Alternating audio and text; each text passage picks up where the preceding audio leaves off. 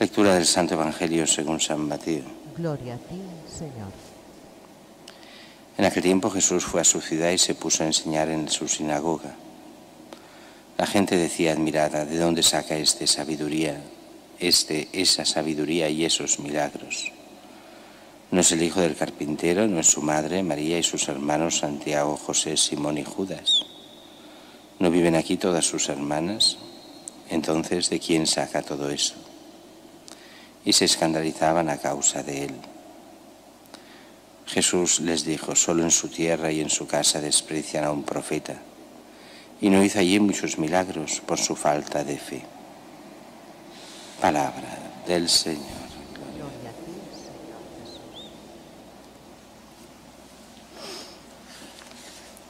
La primera lectura es del libro del Levítico, un libro que leemos relativamente pocas veces en la liturgia.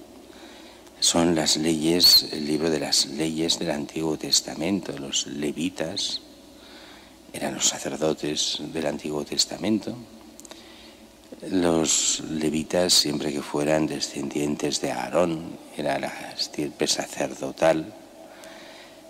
Y aquí se nos da las fiestas que han de cumplir los judíos, con diferencias respecto a nuestro tiempo. Y es que el año, dice aquí, habla el día 14 del primer mes al atardecer, es la Pascua del Señor.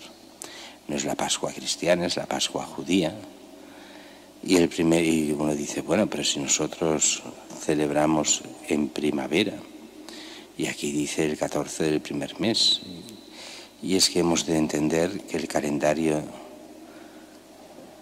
judío no es como nuestro calendario. Nuestro calendario es un calendario solar, más o menos. El calendario judío es un calendario lunar. Y eso quiere decir que primero empieza por primavera. Segundo, los días se marcan por las lunas. Así, el 14, en la Pascua, el 14 del mes, de ese primer mes de primavera, es siempre luna llena. El 14 es luna llena, el día 1 es cuando empieza a crecer la luna, el 14 es cuando ya es luna llena y después empieza a bajar la luna. Con esa mentalidad del calendario lunar, entonces se entiende de forma diferente, así que los días no son días concretos como los nuestros, de tal día de enero, de febrero, o el 25 de diciembre, no, marcados por la luna y ese calendario lunar. Y vemos aquí los días que son festivos, los días que no han de trabajar, que han de hacer asamblea litúrgica. Y aquí es curioso porque no aparece el sábado. Y es que el sábado no era una liturgia como la entendemos nosotros. Todas estas liturgias tienen que ver con el templo, con lo que después será el templo de Jerusalén. En ese momento es esa tienda donde está el Santo de los Santos, el Arca de la Alianza, la presencia de Dios. Mientras que el sábado es el día que uno se reúne en la sinagoga, o sea, en asamblea comunitaria, pero no en el templo. Por eso aquí nos habla solo de las festividades del templo. Y como van cogiendo pues todo el año, sobre todo por las cosechas, cuando empiezan las cosechas, cuando empieza la siembra, todo está muy ligado en principio a lo que sería el calendario de los agricultores, de los payeses. Mientras que el Evangelio de hoy es un Evangelio que hemos oído tantas veces. Jesús que va a Nazaret, a su pueblo, el pueblo donde creció. Y la gente ha oído hablar de Jesús, ha oído hablar de sus milagros, de que predica. ¿Y cuál es su reacción? Bueno, tantas veces la hemos oído.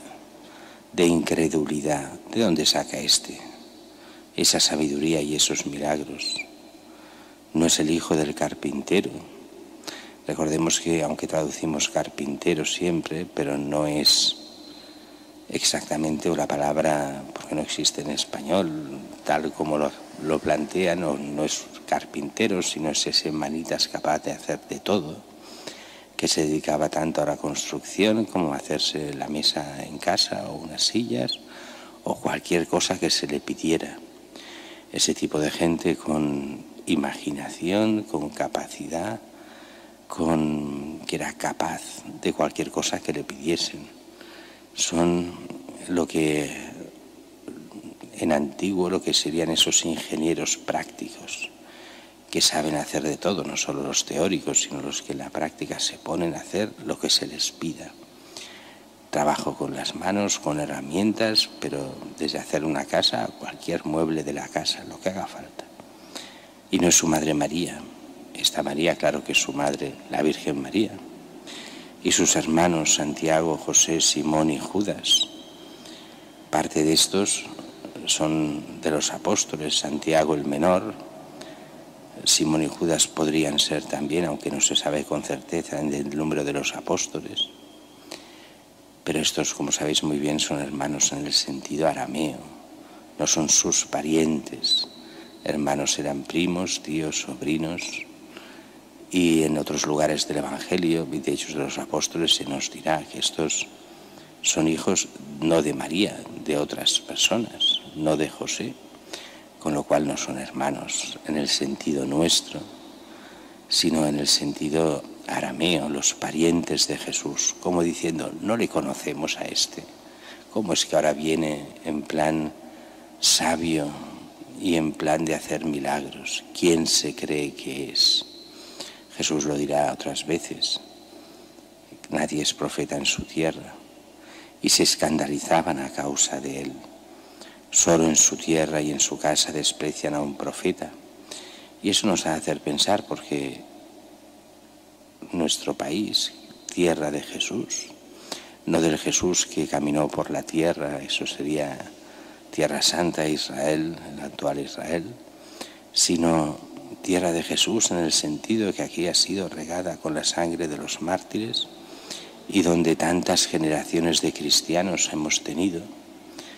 Podríamos decir que Jesús casi se hizo uno con nuestra tierra y precisamente hoy vemos esto mismo.